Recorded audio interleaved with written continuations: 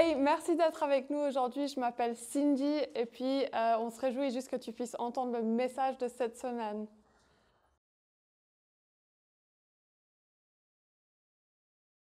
Je suis super content, reconnaissant d'être avec vous ce matin. Merci pour la confiance aussi qui m'est accordée. On en parlait tout à l'heure aussi. Il y a de l'amitié qui est là depuis longtemps, ici avec Jonas, Nad, avec Yves et Jay aussi. On a développé certaines amitiés aussi avec plusieurs de vos leaders dans la communauté et on est super reconnaissant d'être là. Je suis là avec Christina, mes 3 enfants, Ellie, Chloé et Zach, mes beaux-parents aussi qui sont là. Et ensemble, on s'est dit, mais on est tellement reconnaissant de venir découvrir, continuer de découvrir, de marcher ensemble aussi de ce que Dieu est en train de faire ici dans votre communauté. Pour prendre les mots de Christina, on est fan de vous. Christina, souvent, elle dit ça, on est fan de vous pour plusieurs raisons, notamment aussi pour ses amitiés, etc., mais aussi parce que vous êtes une église inspirante, florissante, belle, magnifique, et on se réjouit vraiment de tout ce que Dieu est en train de faire ici à Lausanne, le matin, le soir, à Genève. Apparemment, il y a un anniversaire qui se profile, il me semble. Hein? C'est ça, 1 an à Genève, il me semble. Et en tout cas, félicitations, bravo à vous. C'est vous qui faites ça ensemble pour la gloire de Dieu.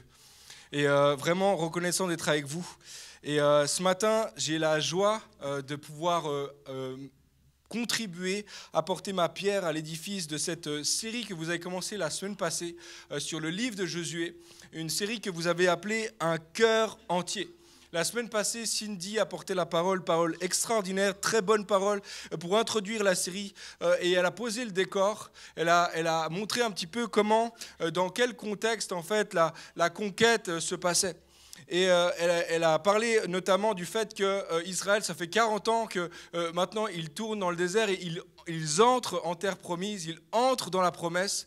Et au même moment qu'ils entrent dans la promesse, ils vivent un deuil. Ils vivent le deuil du leader qui les a conduits, qui les a libérés, qui les a conduits aussi avec l'aide de Dieu et qui les a conduits pendant 40 ans. Mais maintenant, il y a un deuil et il y a une promesse. Et ils sont entre les deux réalités.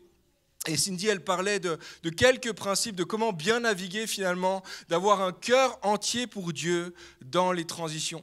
Et si tu n'as pas entendu le message de la semaine passée, je t'encourage cette semaine à aller écouter, voir, regarder la vidéo. Tout est disponible, je pense, sur toutes les plateformes que vous utilisez habituellement ici. Je vous encourage d'aller écouter cette parole. Et du coup, moi, je m'inscris dans la suite de ce message, dans la suite de cette série sur les traces de Josué, alors qu'ils entrent avec le peuple d'Israël, ils font les premiers pas dans Canaan, dans le pays promis.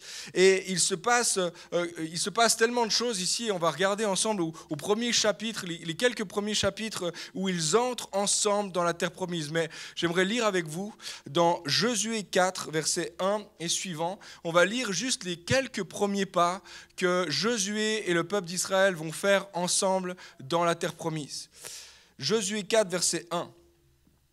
Lorsque toute la nation eut fini de passer le Jourdain, l'Éternel dit à Josué, « Prenez 12 hommes parmi le peuple, un de chaque tribu. Donnez-leur cet ordre, retirez d'ici du milieu du Jourdain, là où les prêtres se sont arrêtés de pied ferme, 12 pierres que vous emporterez avec vous et que vous déposerez à l'endroit où vous passerez cette nuit. » Et on va lire un petit peu plus tout à l'heure aussi. Mais ce qui se passe ici, c'est que le peuple vient de traverser le Jourdain à pied sec. Le Jourdain s'est arrêté littéralement. L'eau, ils sont passés complètement à sec. Et là, Dieu demande à Josué et au peuple de prendre des pierres du fond du Limon, si vous voulez, du fond de cette rivière et de prendre les pierres avec et de les amener un petit peu plus loin pour construire, vous allez voir tout à l'heure, un monument. J'aimerais te poser une question en commençant ce message ce matin.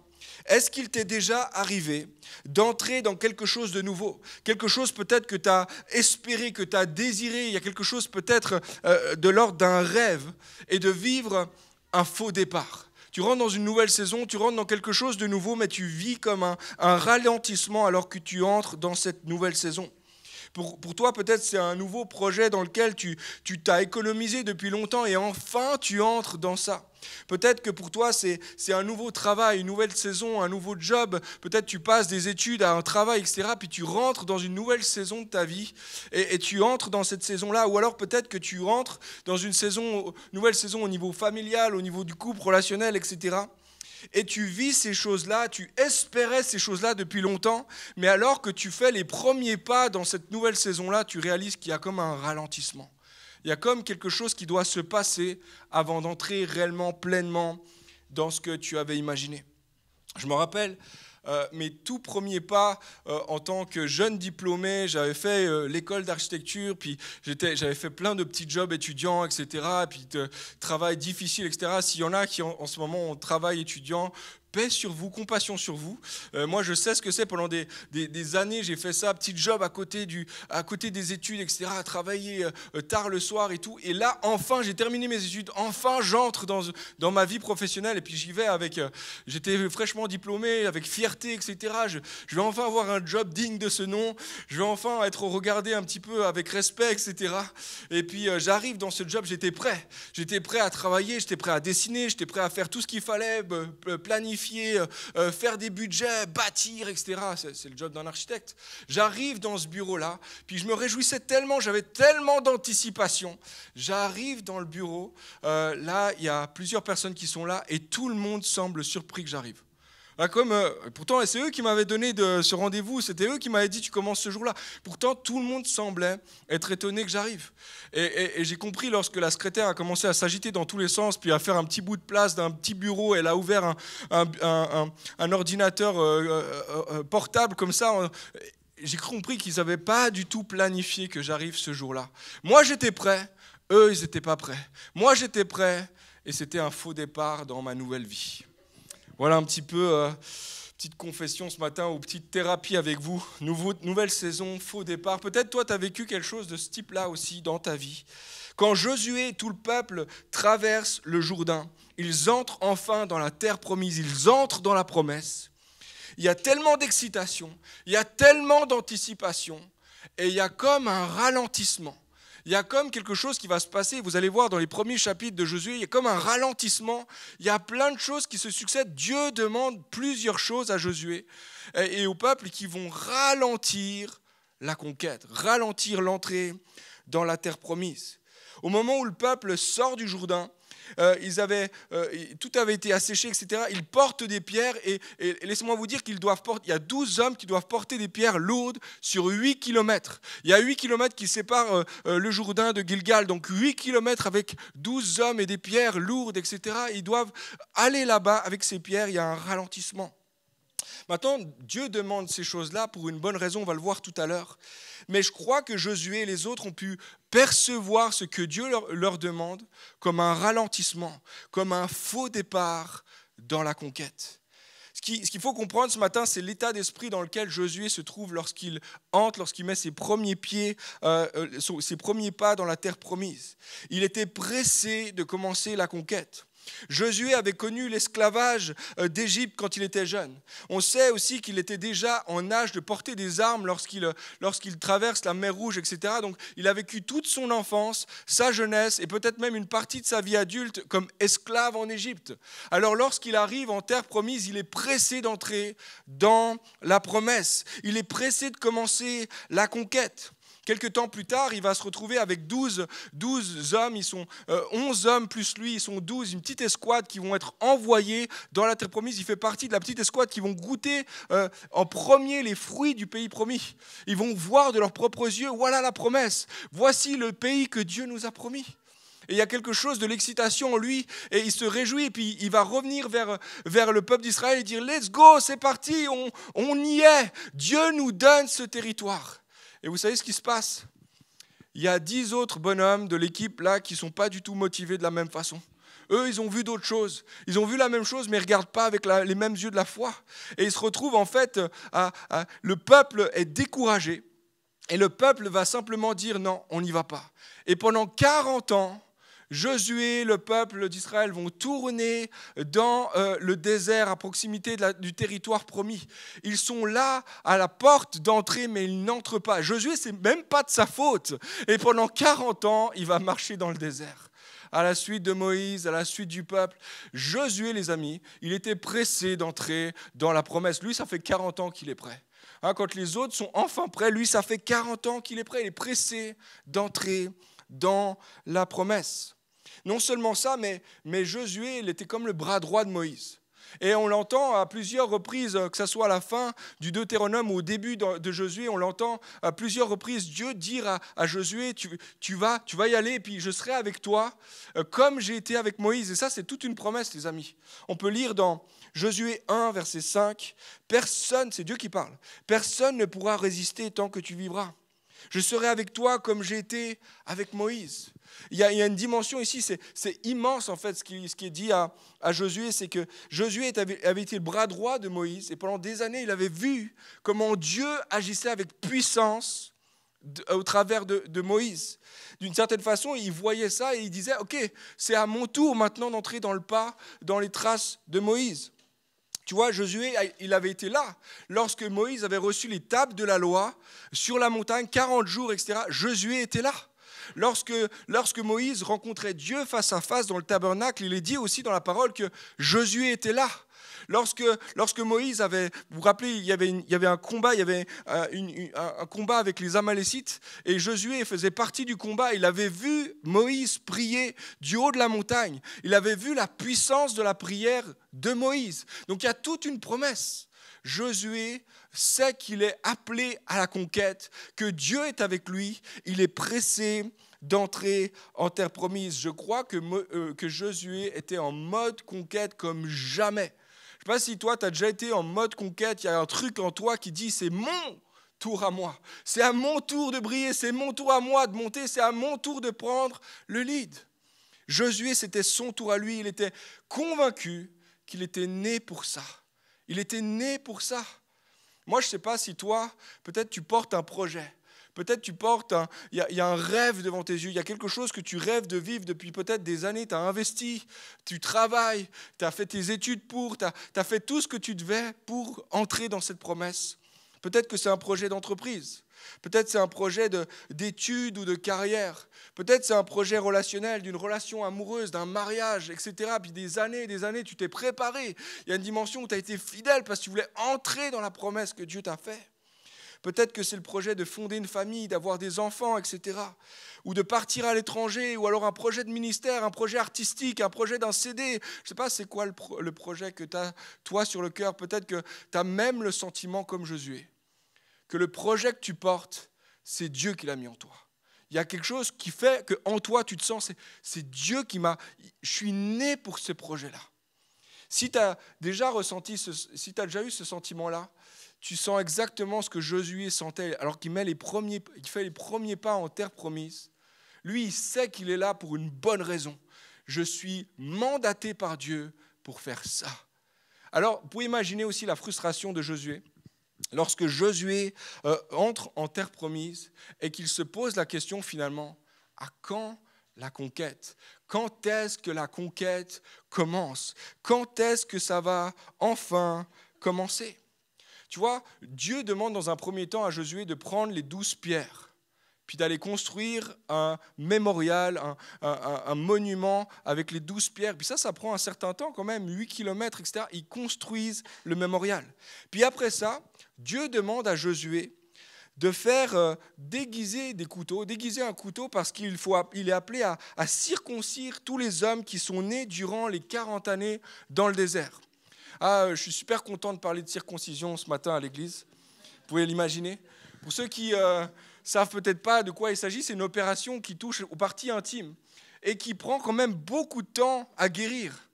C'est un certain temps. Et là, les spécialistes, les théologiens, les spécialistes, les gens qui sont vraiment concernés par la question de la circoncision, pensent qu'il y avait plusieurs centaines de milliers d'hommes qui étaient concernés par cette opération délicate. On parle d'un certain temps, on parle d'un certain délai quand même. Nous, on lit ça, puis ça nous semble bizarre parce que ce n'est pas forcément dans nos coutumes, etc. Pour Josué, ce n'était pas du tout bizarre, ça faisait partie de la promesse, ça faisait partie de l'alliance, c'était un signe de l'alliance.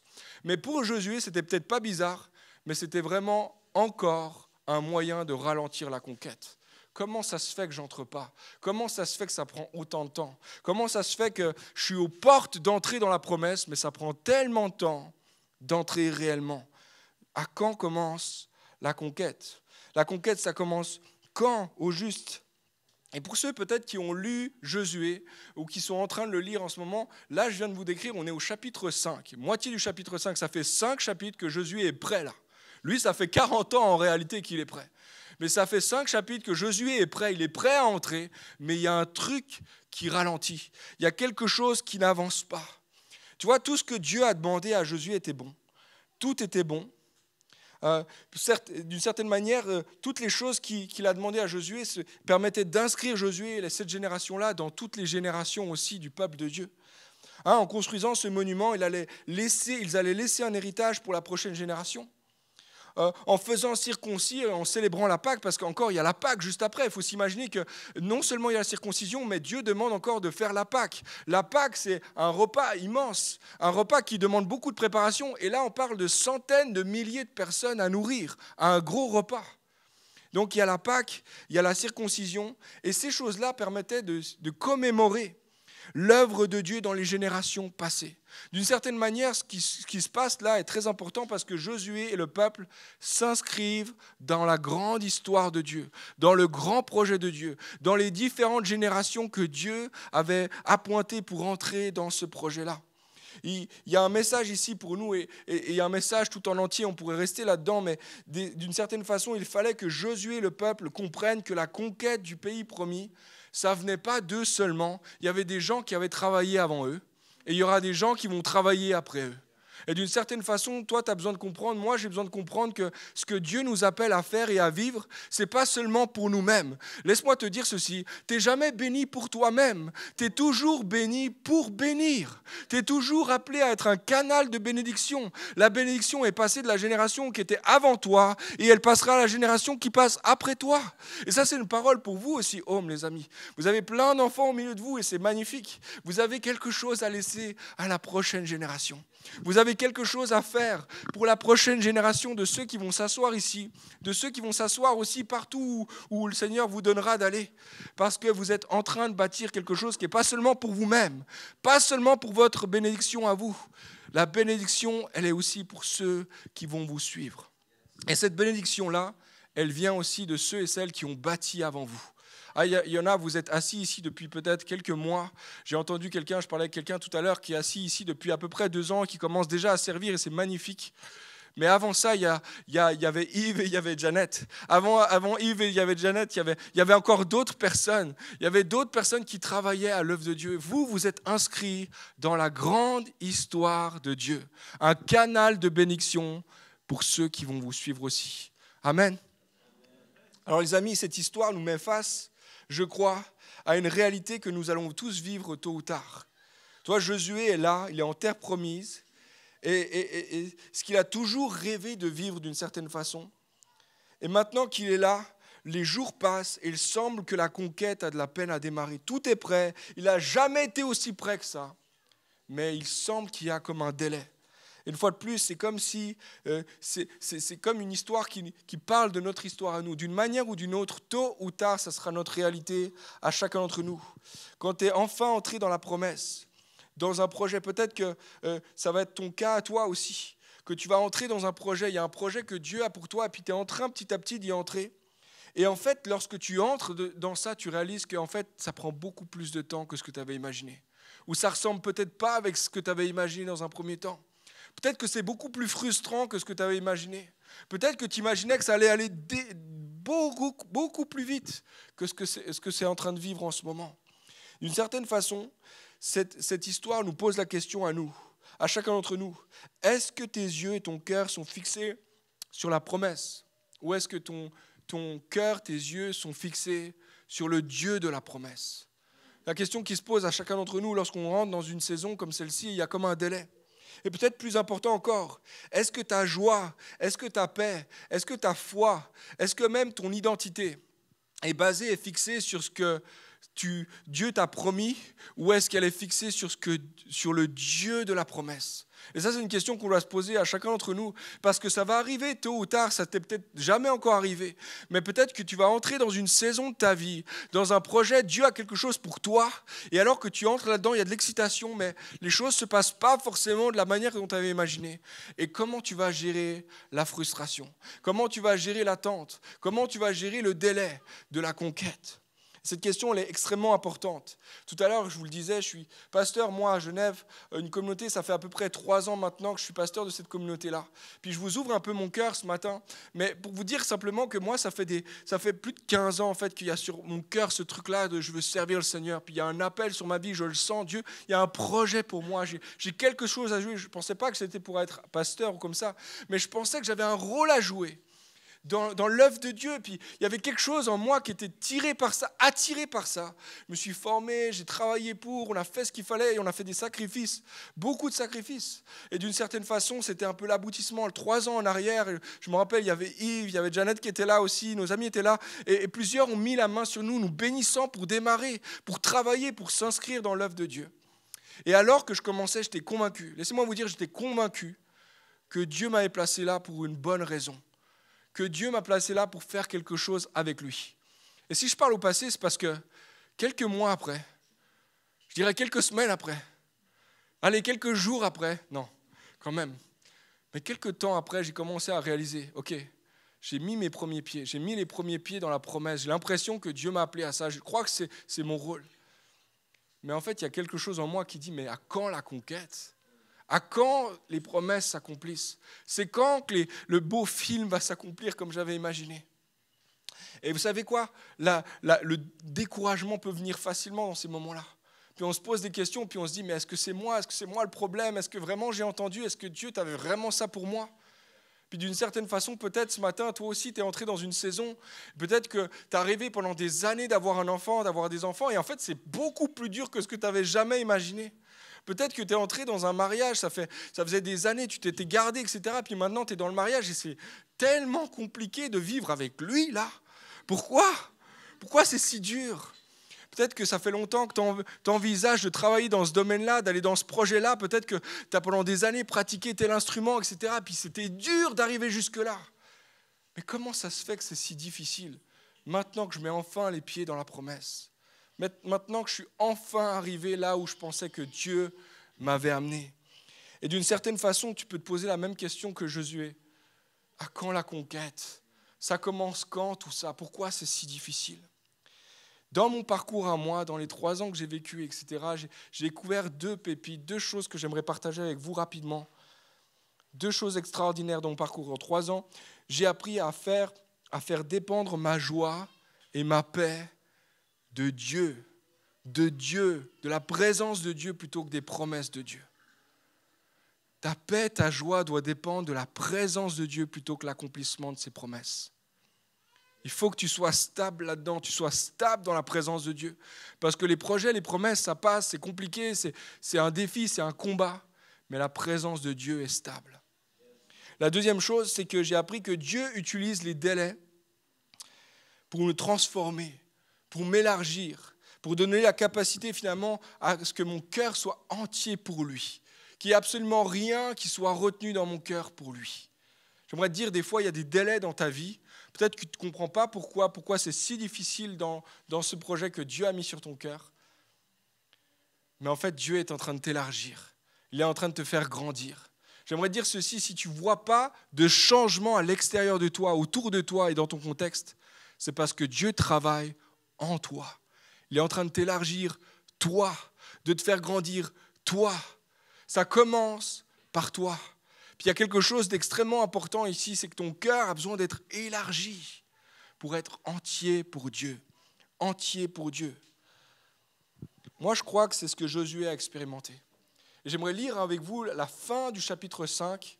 C'est le dernier passage de la matinée, mais la fin du chapitre 5, où Josué va faire la rencontre la plus bizarre de sa vie, et il va faire aussi la rencontre la plus importante de toute sa vie, la plus significative de toute sa vie. On va lire dans Josué 5, versets 13 à 15. Josué se trouvait près de Jéricho. Il vit soudain un individu qui se tenait debout devant lui, avec son épée dégainée à la main. Josué s'avança vers lui et lui demanda : « Es-tu des nôtres ou de nos ennemis ? » « Non, lui répondit l'homme, je suis le chef de l'armée de l'Éternel et je viens maintenant. » Alors Josué se prosterna, le visage contre terre, et lui dit : « Seigneur, je suis ton serviteur. Quels sont tes ordres ? » Le chef de l'armée de l'Éternel lui répondit : « Ôte tes sandales de tes pieds, car l'endroit où tu te tiens est un lieu saint. » Et Josué obéit. Amen.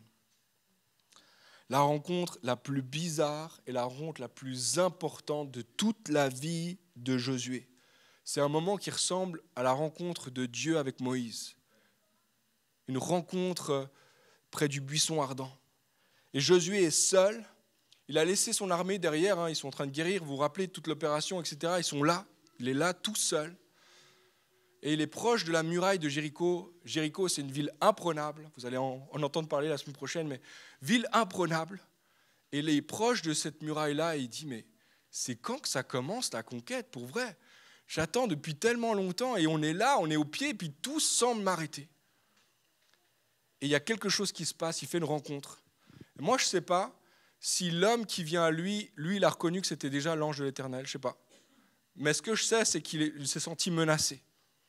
Il y a quand même un homme qui s'avance vers lui avec une épée dégainée. Je ne sais pas à quelle vitesse il allait vers lui, mais quand tu as un soldat armé et que toi tu es tout seul dans la forêt, etc., tu te poses quelques questions quand même. Et il lui pose cette question, est-ce que tu es avec moi ou tu es contre moi? Est-ce que tu fais partie des nôtres ou est-ce que tu es avec eux?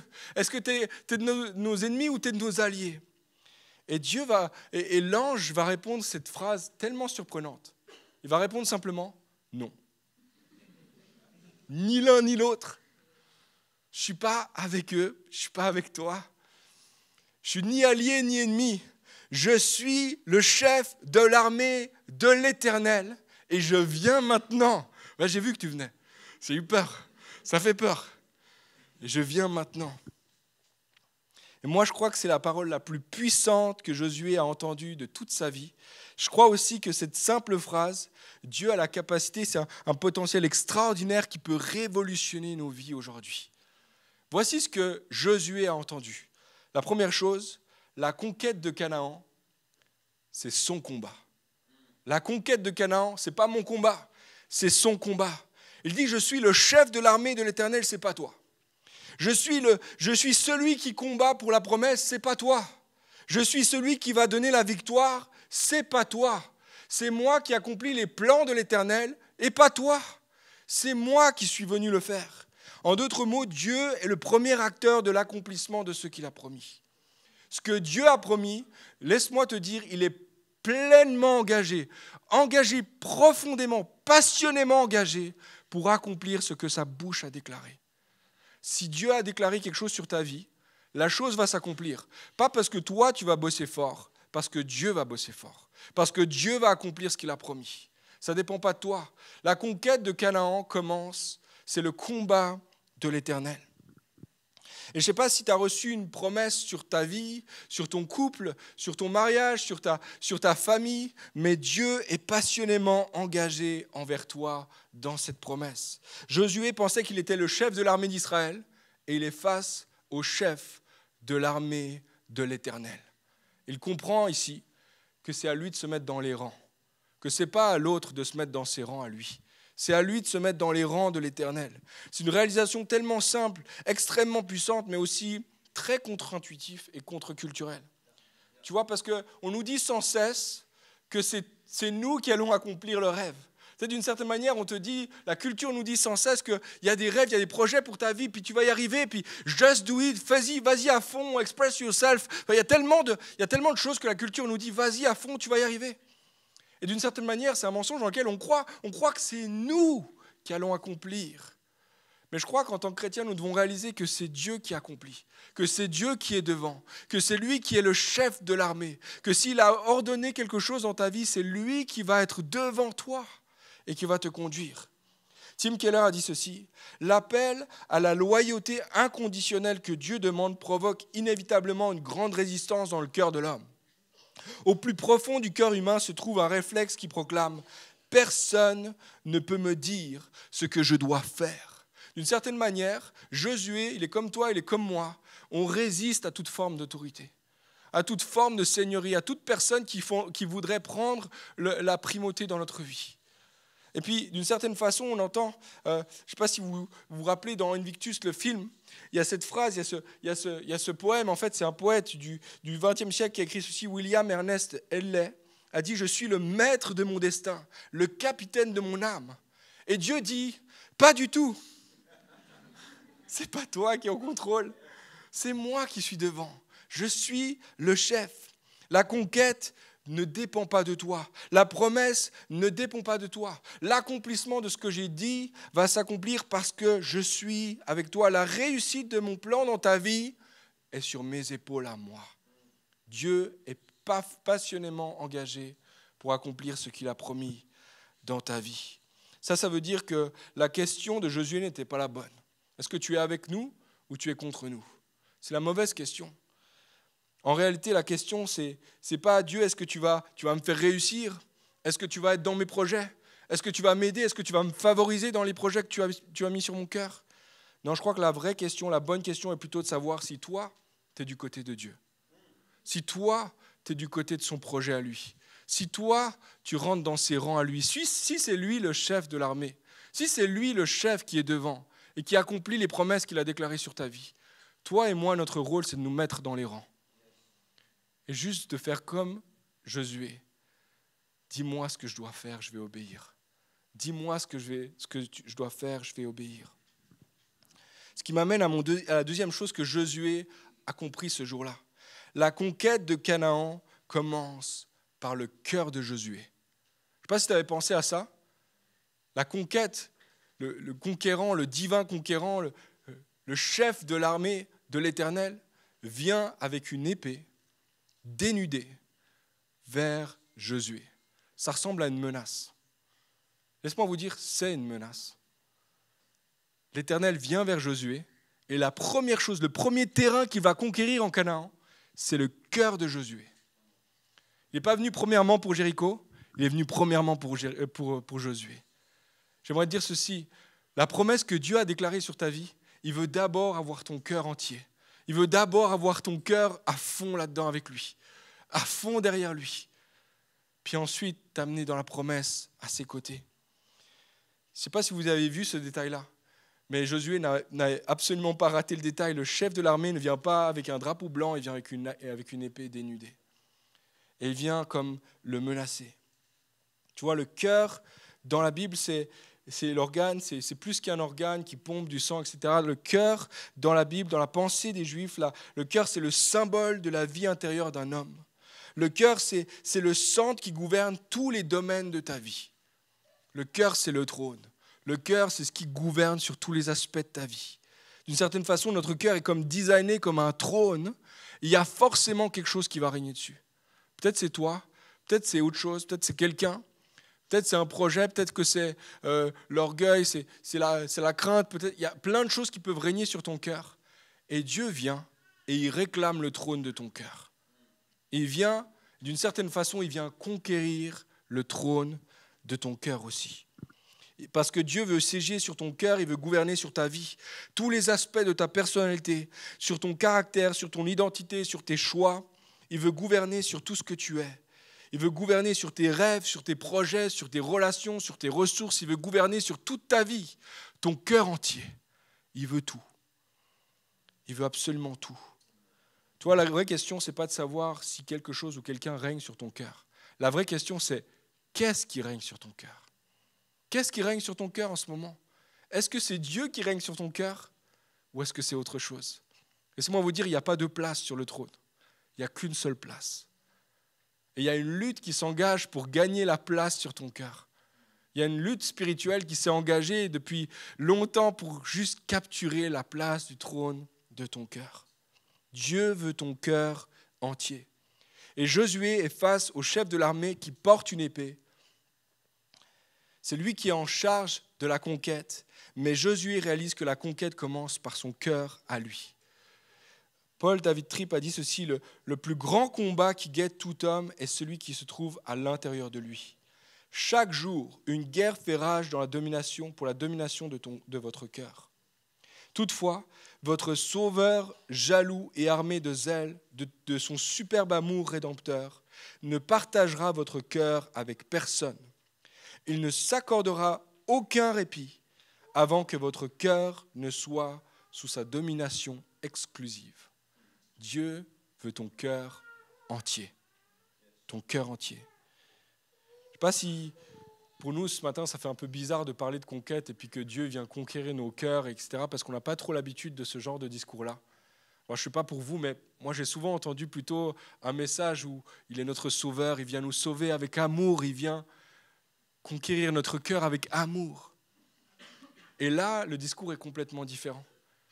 Dieu vient non seulement révéler comme sauveur, mais comme Seigneur aussi. Et peut-être ça vous fait bizarre et vous dites, ça c'est une histoire de l'Ancien Testament. Laissez-moi vous dire, Jésus, lorsqu'il est venu, il était très très clair. Le royaume s'est approché, voici le roi. Et il ne tolérera pas qu'il y ait d'autres rois sur ton cœur. À un moment donné, il va faire une parabole très très parlante dans Luc 14, verset 31. Si un roi part en guerre contre un autre roi, il s'assied d'abord pour examiner s'il peut, avec 10 000 hommes, affronter celui qui vient l'attaquer avec 20 000. Vous voyez, il y a deux rois. Il y a un roi qui a 10 000 hommes, l'autre qui a 20 000. Et il dit, si ce n'est pas le cas, alors que l'autre roi est encore loin, il lui envoie une ambassade pour demander la paix. Drapeau blanc, c'est bon, je me rends, je capitule. Prends la place du roi. Ainsi donc, et là, Jésus s'adresse à des gens qui étaient comme nous ce matin, qui désiraient suivre Jésus. Certains suivaient Jésus depuis un certain temps, d'autres avaient le cœur pour le suivre. Il leur dit ceci, « Ainsi donc, aucun de vous, à moins de renoncer à tout ce qu'il possède, ne peut être mon disciple. » Tu vois, Jésus, c'est le roi qui vient conquérir ton cœur. Et d'une certaine façon, il ne tolérera pas qu'il y ait quelque chose d'autre sur le trône de ton cœur. Il faut que tu laisses tout derrière. Il faut que tu abandonnes tout ce qui gouverne ton cœur et que tu viennes à lui. Et que tu sortes le drapeau blanc devant lui. Je laisse la place. Je laisse le trône est pour toi. La place est pour toi. Je sors moi-même de mon trône. Peut-être plusieurs, vous réalisez que c'est vous qui êtes sur le trône de votre vie. Vous êtes le capitaine de votre âme. Et vous devez sortir de la place du trône et laisser la place au roi. Seigneur, tu as conquis mon cœur. L'image est saisissante. Les amis, Dieu veut que nous plions le genou devant lui. Je sais, ce n'est pas un message très populaire. Ce n'est pas extrêmement motivant comme message. Mais laissez-moi vous dire que Dieu est le roi dont tu as vraiment besoin. Le roi que tu as toujours cherché à avoir. Celui que tu as toujours espéré un jour rencontrer. Même dans les aspirations les plus grandes et les plus profondes, tes désirs les plus immenses, c'est Dieu, c'est Jésus. C'est lui. Rick Warren a dit ceci, Dieu n'est pas intéressé à un engagement moyen, une obéissance partielle et le reste de votre temps et de votre argent. Il veut toute votre vie, non seulement les restes. Est-ce que tu donnes les restes de ta vie à Dieu ou est-ce qu'il a ton cœur entier? Tout ton cœur pour Dieu. Tu vois, Josué, quand il comprend ça, quand il voit que le roi veut prendre la place sur son cœur, que la conquête commence par son cœur et non pas par Jéricho, par son cœur d'abord. Sa réaction est la suivante. Il se prosterne, face contre terre. Je suis ton serviteur, dis-moi ce que je dois faire. Enlève tes chaussures de tes pieds, enlève tes sandales de tes pieds. Le lieu sur lequel tu te tiens est saint. Et la dernière phrase est tellement importante. Josué obéit. La seule façon de savoir si Dieu est le roi de ton cœur, c'est si tu obéis à Dieu. Si ce qu'il te demande, c'est ta priorité dans sa vie. On va aller dans la prière et puis dans la louange dans quelques instants et j'aimerais inviter l'équipe à me rejoindre, jouer quelques notes. Mais je crois qu'il y a un appel pour chacun d'entre nous ce matin, comme Josué, de réaliser que Dieu, mais oui, il veut te donner la victoire, il veut te donner la conquête, il est là. S'il a promis quelque chose, il va l'accomplir, c'est son combat. Mais la première chose qu'il est venu conquérir, c'est ton cœur à toi. C'est ta vie à toi. C'est le trône de ton cœur. La question qui se pose à toi et moi ce matin, c'est est-ce que tu vas capituler devant Dieu? Est-ce que tu vas laisser la place, le règne de ton cœur, le trône de ton cœur pour qu'il règne sur ta vie? J'aimerais t'encourager ce matin à t'offrir pleinement à Dieu. Je ne sais pas si c'est la première fois que tu viens dans une église ou si ça fait déjà 10 ans, 15 ans que tu viens à l'église, que tu connais Jésus. Dans les deux cas, j'aimerais simplement t'encourager ce matin, alors qu'on va aller dans la louange, de t'offrir à Dieu. Mon cœur entier pour toi, Seigneur. ma vie entière pour toi, Seigneur. Il veut être le roi pour tes combats. Il veut être le roi qui apporte la véritable paix, la véritable joie, le véritable sens d'identité que tu as toujours cherché des fois ailleurs. Il veut être le roi qui t'affranchit de tout ce qui cherche à saboter ta vie. Il veut être le roi qui combat pour tes combats à toi. Mais pour ça, il faut que tu laisses la place du trône de ton cœur. La conquête commence avec ton cœur à toi. Ce matin, place ta confiance en lui. Place juste ta confiance en lui. Mets-toi à genoux devant lui, comme Josué. Tu peux le faire physiquement, mais tu peux le faire surtout dans la posture de ton cœur. Tu peux dire, Seigneur, je laisse la place. Règne sur moi. Règne sur ma vie. Sois non seulement mon sauveur, sois aussi mon Seigneur.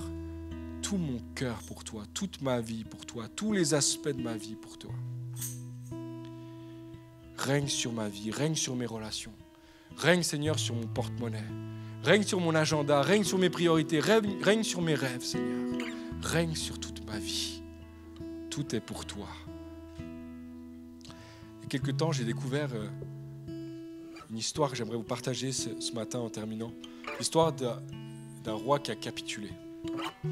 C'est l'histoire vraie du roi qui s'appelait Édouard VIII. Un roi d'Angleterre, c'était le grand-père de la reine Élisabeth. Et c'est le roi d'Angleterre qui a eu le règne le plus court de toute l'histoire. Et en fait, à l'âge de 42 ans, il est devenu roi. Il a régné seulement 326 jours. Puis il a décidé d'abdiquer et de renoncer à son trône.